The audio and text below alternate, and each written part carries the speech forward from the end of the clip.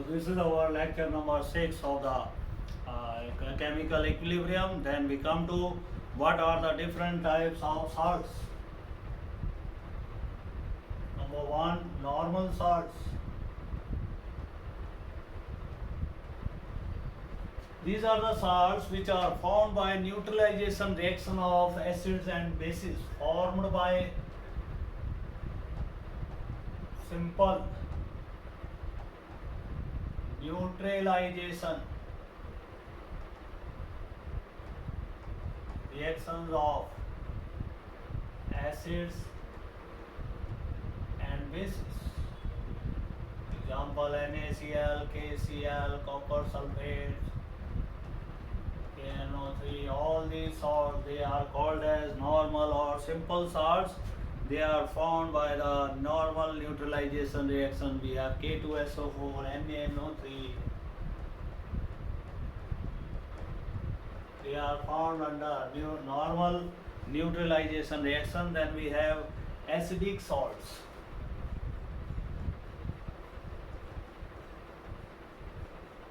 The salts which have ionizable hydrogen, as we have sodium bicarbonate, baking soda, sodium hydrogen sulfate, sodium dihydrogen phosphate.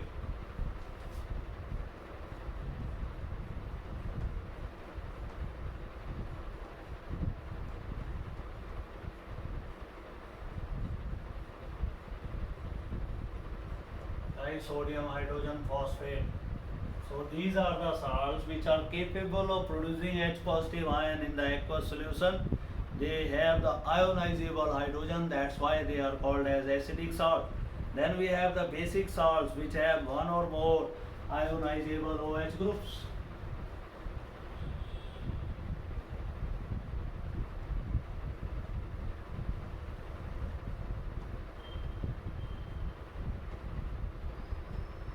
Ionizable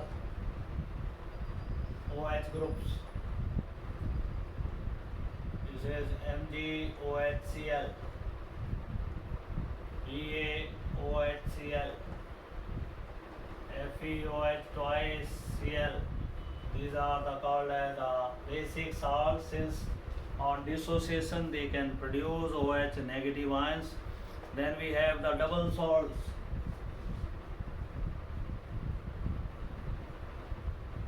They are formed by combination, by crystallization of equimolar solutions of the two salts. For example, we have potash alum, that is K2SO4 dot Al2SO4 thrice 24 water molecules. We have more salt.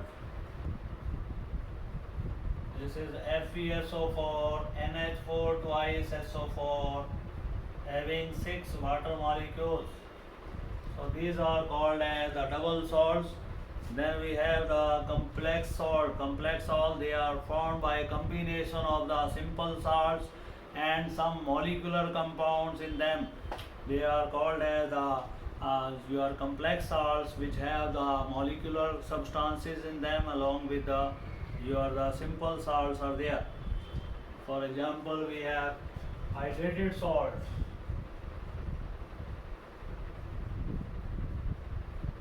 These are all hydrated salt. CuSO4 having 5 water, barium chloride having 2 water. We have ferrous sulfate 7 water. We have Epsom salt, MgSO4 2 water.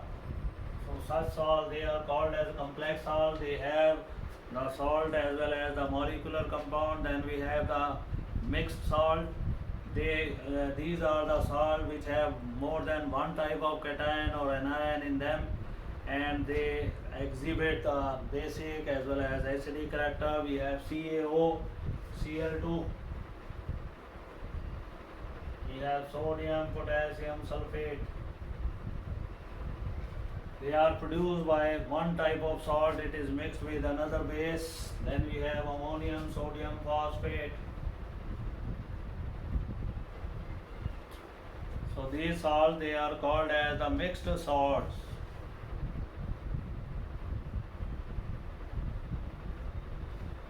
So these are the different varieties of salts which are found in the laboratory. We use them for different tests. They are also used in the medicines. Number of these salts, they are used as a anti-color agent. Bleaching powder is used in the textile industry, in the preparation of organic compounds. Now we come to very important topic. What is common ion effect?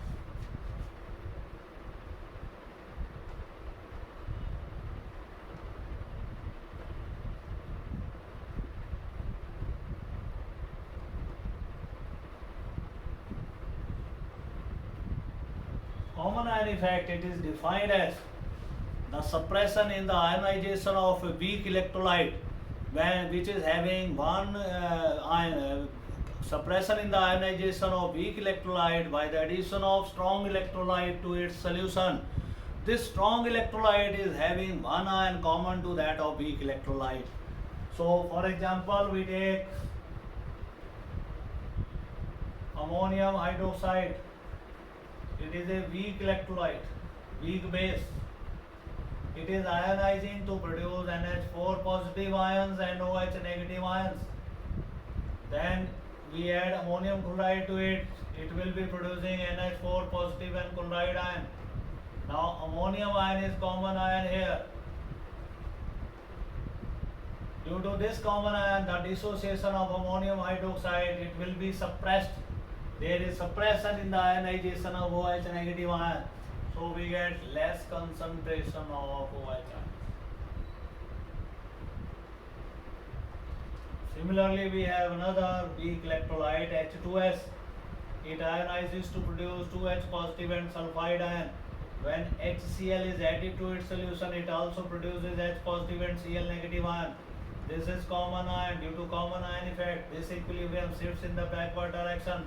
We get less concentration of sulfide. Now this common ion effect, it is used for the precipitation of different salts during the salt analysis in the lab. That's why they were necessary to discuss here. Now we have the very important product question. Define solubility product. Ksp, this is called as solubility product of sparingly soluble salts. Define Ksp and give its application.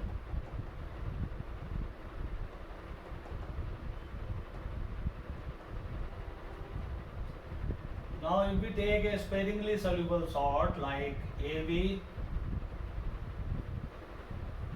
it is not easily soluble in water. Therefore AB, when it is dissolved in water, it dissociates to produce A positive ion and B negative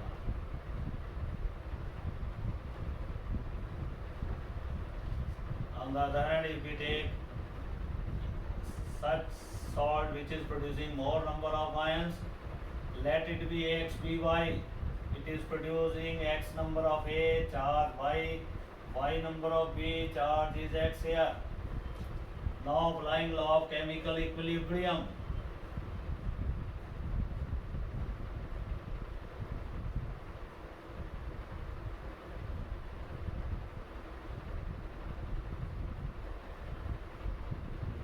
We get K is equal to A Y positive raised to power X, B X negative raised to power Y. This is divided by AXBY. Now concentration of AXBY, it is very large. It can be taken as constant K dash. So K taken here K dash, we get A Y positive raised to power X, B X negative raised to power Y. Or this product is now replaced by another constant Ksp.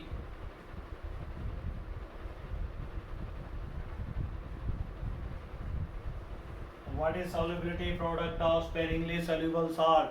It is defined as the product of the molar concentration of the ions of the electrolyte which are produced by 1 mole of the electrolyte in the aqueous solution. जो ion 1 mole of electrolyte ने पैदा किए, that is called as solubility product. And Now, what are the applications of solubility product? First of all, it helps us to precipitate soap from its solution, because soap is a ionizable compound. Its formula is RCOONA. When it is produced, it is not precipitated so easily. In order to precipitate soap, we add NaCl solution to it, that is precipitation of soap. So we add RCONA, it is a weak electrolyte, sparingly soluble electrolyte, was ionizing like this. Then we added NaCl solution, a strong electrolyte to its solution. It produced Na positive and Cl negative ion. Now due to Na positive, a common ion, the dissociation got suppressed and we got the precipitates also. Then we have precipitation of salt.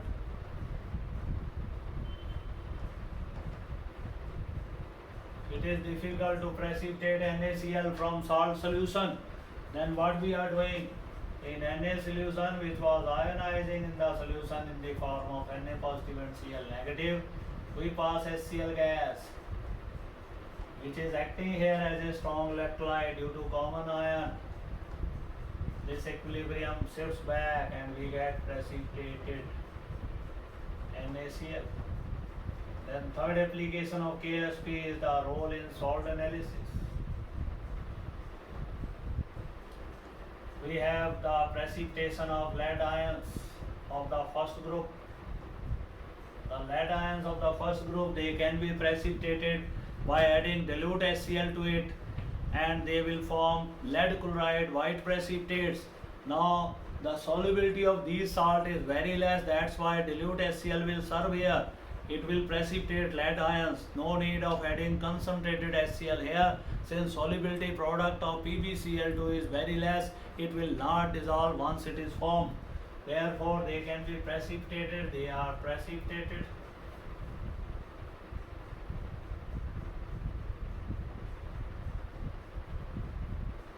By adding dilute HCl to their aqueous salt solutions. So Pb2 positive ion will take up 2 chloride ion from HCl and will form PbCl. Then we have second group, it is having lead 2 positive, copper 2 positive, cadmium 2 positive. They are precipitated by passing H2S gas through dilute HCl solution. Now here comes the role of common ion effect. H2S is a weak electrolyte. It was ionizing like this. When we added HCl, it was a strong electrolyte. It produced H positive and Cl negative ion. This is our common ion. So when common ion is there, the dissociation of H2S is suppressed. We get less concentration of sulfide ions, which will be sufficient to precipitate lead, copper and cadmium, but not the higher groups of fourth group. Radicals will not be precipitated. We get black precipitate of lead sulfide here. We get black of cuprous sulfide. We get cadmium sulfide yellow precipitate in the second group. Then we come to third group analysis.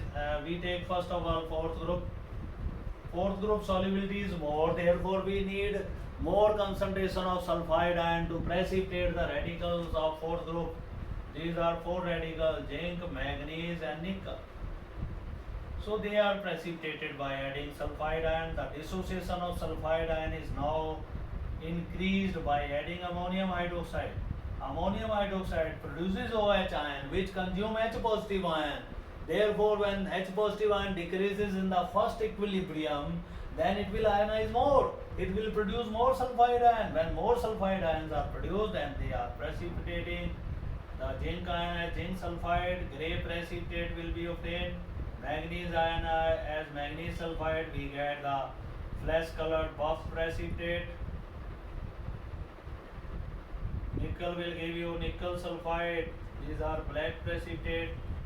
So in order to precipitate fourth group, we require the more concentration of sulfide ion that has been increased by adding ammonium hydroxide to H2S solution, which consumes H positive ion and increases the dissociation of H2S, which produces more sulfide ion. These sulfide ions are capable of precipitating the radicals of the fourth group, and then we have the precipitation of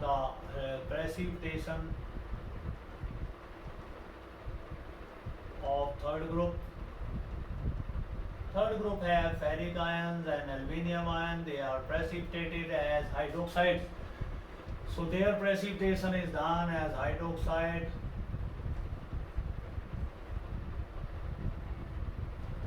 Then we pass ammonium hydroxide in the presence of ammonium chloride. This is strong electrolyte. It suppresses ionization of ammonium hydroxide. We get less concentration of OH ion, which are sufficient to precipitate aluminium and iron, but they will not precipitate the sixth group radical. So these are the reddish brown precipitates of iron. Then white gelatinous precipitates of aluminium hydroxide. So this is precipitation of the third group. Then we precipitates fifth group. Fifth group at 12th level contains barium, strontium and calcium radical. These all the radical barium, strontium, calcium. They are precipitated as carbonates. We pass ammonium carbonate and ammonium chloride. Some ammonium bicarbonate is also present in it, which will be converted into ammonium carbonate, and these salts, it is converted to ammonium carbonate by adding ammonium hydroxide solution to it. When ammonium hydroxide combines with it, it will produce ammonium carbonate. If there would have been no ammonium hydroxide, then bicarbonates of these metals would have been formed, which are not precipitatable. They are soluble. Sorry. So we get the precipitate of barium carbonate, strontium carbonate, and calcium carbonate. They are white precipitate, and they get precipitated. So you can be asked, what is the role of NH4OH in this case? Does it help in the common ion effect? No, it helps in that common ion effect, but it also converts ammonium bicarbonate into ammonium carbonate. Otherwise, bicarbonates of barium, strontium and calcium would have been formed, and it was difficult to precipitate them. Since they cannot be precipitated, they are water soluble. So this is regarding Ksp. Now we come to another question. What is buffer solution and buffer capacity?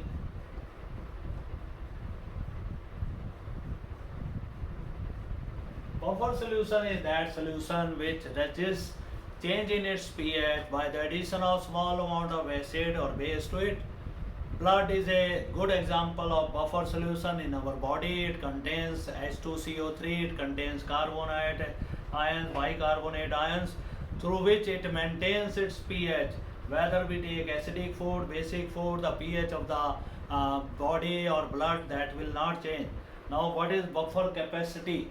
Buffer capacity of the solution, it is the number of moles of an acid or base required to be added to 1 liter of the buffer solution so as to change the pH of that solution by 1 unit.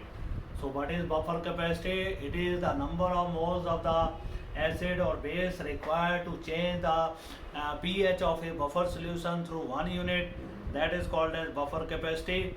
So buffer capacity is equal to the number of moles of acid or bases added to 1 liter of the solution upon change in pH.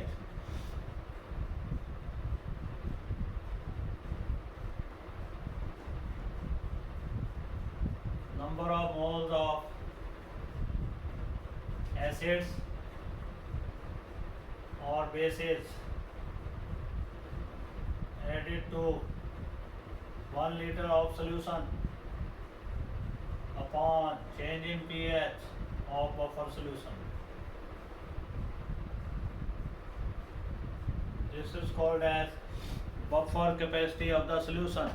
Now give importance of buffer solutions.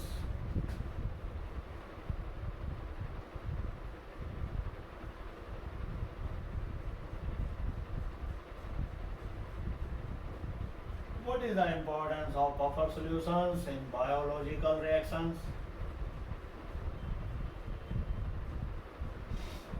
So, what is first important? The pH of blood remains constant in spite of taking acidic or basic diet. It is maintained by carbonic acid, bicarbonate and carbon dioxide.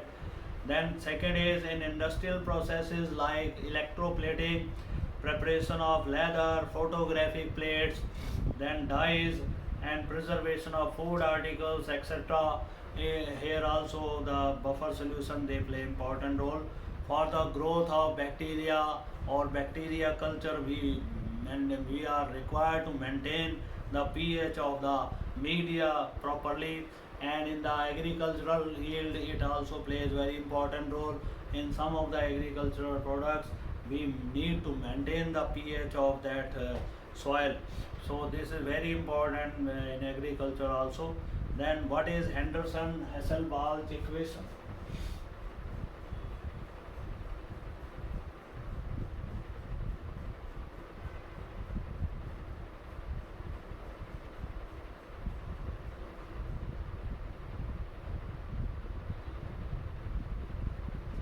What is Henderson Hasselbalch equation? This equation is used to calculate the pH of buffer solutions. So how this equation is derived? For derivation of this equation, let us take a buffer acid which is ionizing in the water to produce H positive and A negative ions, and then we apply law of chemical equilibrium to it. So answer to that question is derivation of Henderson Hasselbalch reaction. Let us take a acid which is present in the buffer mixture. It will ionize to produce H3O positive and A negative ions. Applying law of chemical equilibrium,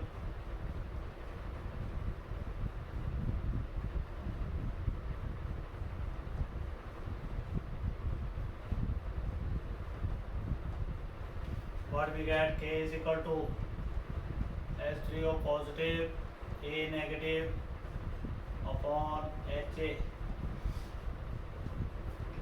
Since concentration of water is very large, it can be taken as constant. From this equation we want to know H3O positive, so H3O positive will be equal to K into HA upon A negative 1. Since concentration of A negative ions here, that will be equal to BA, that will be the concentration of the base which is present in the buffer solution. So we are also having base here which is ionizing as this much. So concentration of A, that will be equal to the concentration of PA. Since concentration of A negative, this is equal to BA. Put this value in this equation as H3O positive, that will be now equal to acid HA upon BA, that is base. Since buffer solution it has two components, it is having a buffer acid as well as its salt with strong base, that is BA. So this is now our expression.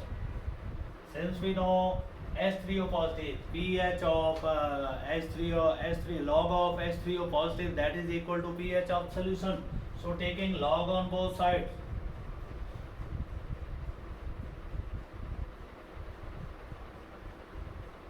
what we get? We get log of H3O positive, that is log of upper acid, and we have salt here at the bottom.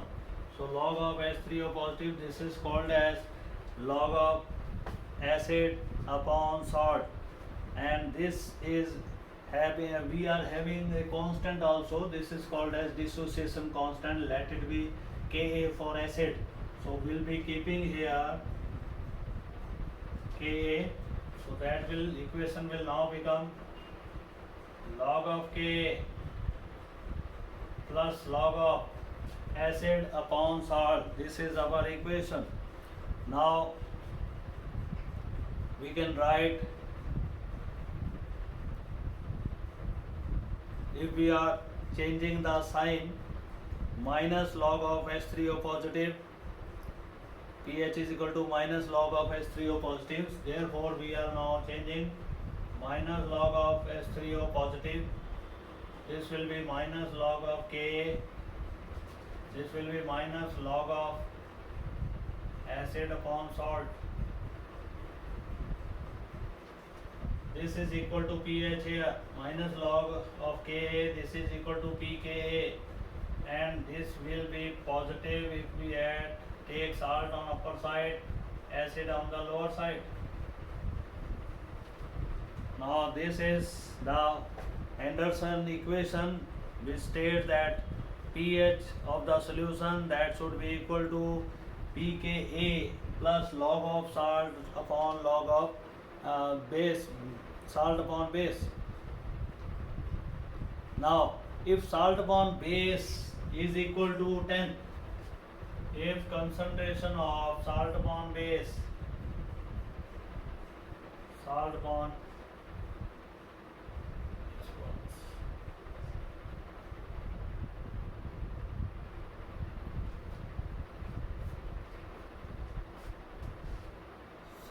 acid. Now if the concentration of salt upon acid,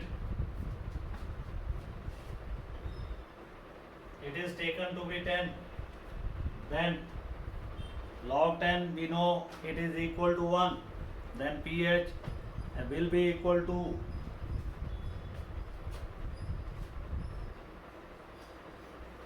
pKa is equal to what? pH is equal to pKa plus 1, then pH will be equal to pKa plus 1.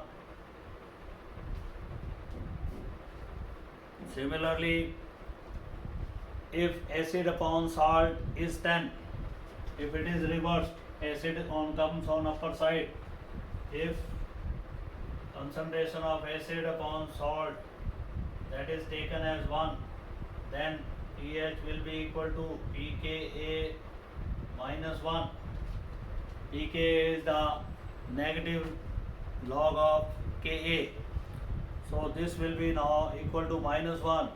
If the ratio of Ca, conjugate acid and conjugate base pair, is changed by 10 times, it means if ratio of conjugate acid and conjugate base it is changed by 10 times, then pH will be plus minus 1. So pH agar 10 times we are changing the concentration of salt upon acid or acid upon salt, then pH will either increase by 1 unit or it will decrease by 1 unit. Similar to this, we have the pOH value. Henderson equation can also be used to calculate pOH value. That is given by the similar kind of formula. Then we have pOH. This will be equal to pKb plus base upon salt. Base upon is salt.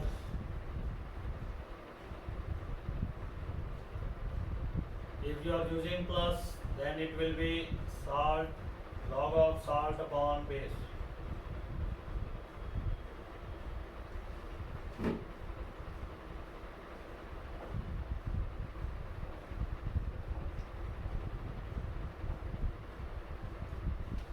So pOH, that will be equal to pKb plus log of salt upon base. This is for the basic solution. So pH plus pOH, it can be taken as 14,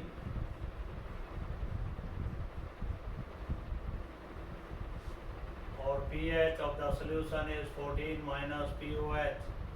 pOH similarly 14 minus pH, or pKb and pKa, they are also equal to 14.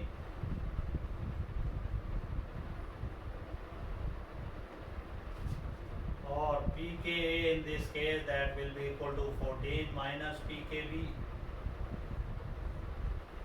They are the negative logs of Ka and Kb. Substituting the value in equation number 3. Equation number 3 is pOH. This is equation number 3. Here we want to put the value of pOH. So what is the value of pOH? That will be, if we want to write pOH here, it is pOH, that will be 14 minus pH. So this value is put in this equation number 3. We will be getting, in place of pOH, we are putting 14 minus pH. This will be equal to pKb. pKb is what? That will be, pKb will be equal to 14 minus pKa. This value can be put here. That is 14 minus pKa plus log of salt upon base. So this equation number 3 is now modified into 14 minus pH, that is equal to 14 minus pKa plus log of salt upon base. Or in other words, we can write, removing 14 from here, we can write pH is equal to pKa plus log of salt upon base. So 14 has been removed, pH is equal to pK plus log of salt upon base. It is minus log of salt upon base here. It can be made plus, base will be coming on upper side. So pK, what is Ka here? Ka is the ionization constant of the conjugate acid and that of base NH4OH and NH4 solution, where ammonium ion is a conjugate acid of the base, that is ammonia. Ka represent the ionization constant for the reaction NH4 positive and H2O. So if we want to write the equation for from here for a base, conjugate acid and base, then we are having a conjugate acid base NH3, this is ammonia, and then ammonium ion are taken. In this case we are taking NH4 positive. They combine with H2O to give you NH4OH, and along with that they combining with water to NH4 is already there. So NH4 will be extracted, proton will be extracted by water from ammonia. We get NH3 plus H3O positive ions. So this is the example of a buffer solution having ammonium ion in the, which are combining with the water. Here water act as a base and ammonium ion they act as a acid. Then basic buffer for the above equation becomes, for this equation, pH of the solution, that will be equal to pKa, that is for the acid, plus log of, you will be having ammonia, that is base, upon acid, ammonium ion. So this is base upon acid.